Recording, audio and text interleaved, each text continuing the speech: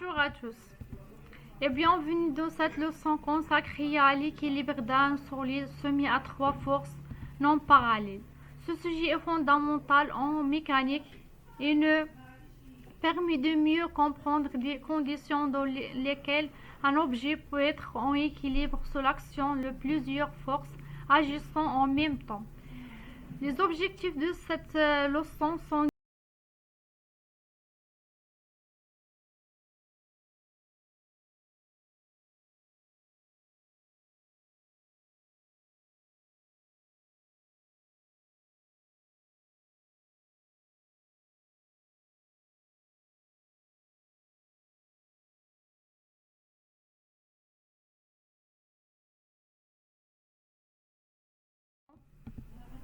savoir y appliquer la première condition, l'équilibre, l'utilisation de polygones des forces et la méthode analytique lors de l'étude de l'équilibre d'un corps solide, savoir l'expression et l'exploitation de coefficients de frottement.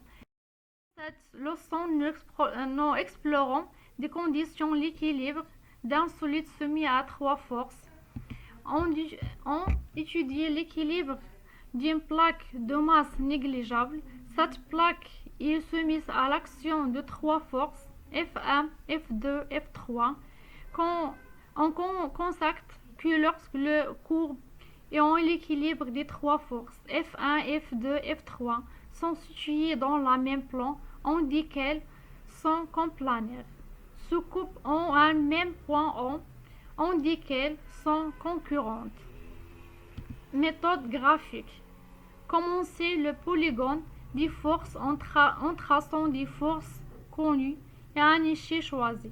On place l'origine d'un diffucteur à l'extrémité de l'autre facteur et on complète le triangle F1 plus F2 plus F3 égale à 0. Alors maintenant, on va voir la deuxième méthode, c'est la méthode analytique. Alors on considère un solide homogène de masse M glisse avec frottement sur un plan incliné, faisant un angle alpha avec l'horizontale. Ce solide est retenu par un fil inextensible et de masse négligeable parallèle au plan P. Alors déterminer les intensités des forces appliquées sur le solide. Alors on donne la masse de solide 500 grammes et j'ai l'intensité de pesanteur 10 newtons par kilogramme et l'angle d'inclinaison du plan c'est 30 degrés. Alors la première étape c'est à choisir un repère orthonormé OIG. D'accord? Orienté de direction T, T elle est dirigée avec l'orientation de I et la direction de R elle est dirigée avec la direction de G.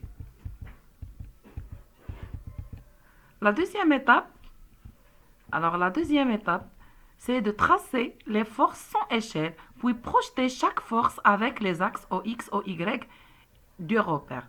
Alors, si on trace la première force, le poids il est toujours dirigé vers le bas.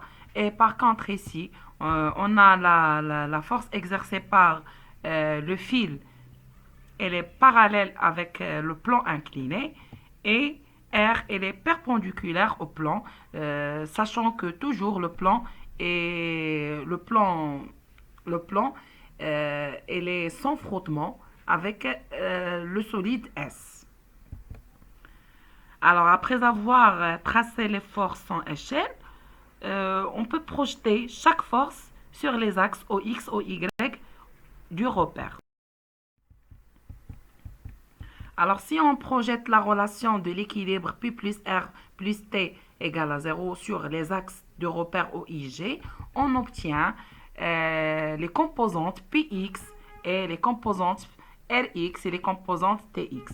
Et aussi, si on projette sur OY, on obtient les coordonnées PY, RY et TY. Alors, la quatrième étape, c'est chercher les expressions des coordonnées de chaque force. Alors, par exemple, ici, si on projette le poids P sur l'axe des X, alors si on le projette sur l'axe des X, on obtient Px, et si on projette sur l'axe des y, on obtient Py. Donc regardons ici qu'on a un triangle rectangle, on obtient, alors la coordonnée de cette composante, c'est moins mg sinus alpha, et cette composante, la projection selon l'axe des y, donc la composante elle est vers le bas, donc on obtient moins mg cosinus alpha. De la même manière pour les autres forces, alors R elle est perpendiculaire au plan, donc la projection sur l'axe des x elle est nulle, et la projection sur l'axe des y c'est y, sur y c'est R, puisqu'on a R elle est orientée vers le haut, elle est parallèle avec l'axe des y. Et finalement, pour les coordonnées de T, alors Tx c'est avec l'axe des x, donc c'est plus t. Et pour la projection selon l'axe des y, alors on remarque ici que t elle est perpendiculaire avec l'axe des y, donc la projection de cette force sur l'axe des y, elle est nulle. Alors, la cinquième étape, c'est juste de résoudre les deux équations. Moins mg sinus alpha plus 0 plus t égale à 0. Ça veut dire qu'on va remplacer chaque coordonnée de chaque force dans la première expression et on obtient deux équations. T est égal à mg sinus alpha et R est égal à mg cosinus alpha. Alors, si on procède maintenant à une application numérique, on remplace chaque grandeur par sa valeur, on obtient T est égal à 2,5 newton et R 4,33 newton. Et cette méthode, elle sert toujours pour déterminer les intensités des forces qui manquent dans chaque exercice. Alors, une remarque très importante, on trouve les mêmes résultats en utilisant la méthode numérique, la méthode de polygone citée précédemment.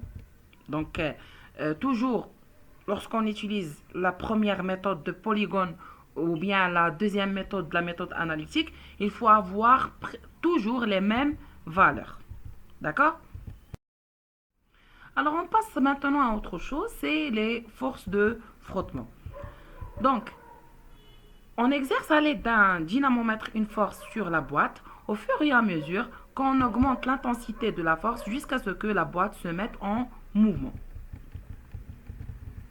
Alors, l'étude de l'équilibre. Donc, on pose cette boîte dans cette plan horizontal. Donc, les forces exercées par cette boîte, c'est le poids, toujours le poids, la force exercée par la main et le plan incliné. Donc, vous remarquez ici, lorsqu'on a les frottements, R, elle est toujours inclinée dans le sens contraire du mouvement. D'accord? Et il y a un angle d'inclinaison. Cet angle d'inclinaison, c'est ce qu'on appelle l'angle de frottement. Alors, on peut déterminer les caractéristiques de la réaction R. Donc, la réaction R, elle a une droite qui passe par le point de rencontre de la force F et P, formant un angle alpha avec la normale et la surface de contact. Le sens, elle est toujours vers le haut. Et l'intensité se détermine graphiquement à partir de polygones. Donc, regardez le polygone.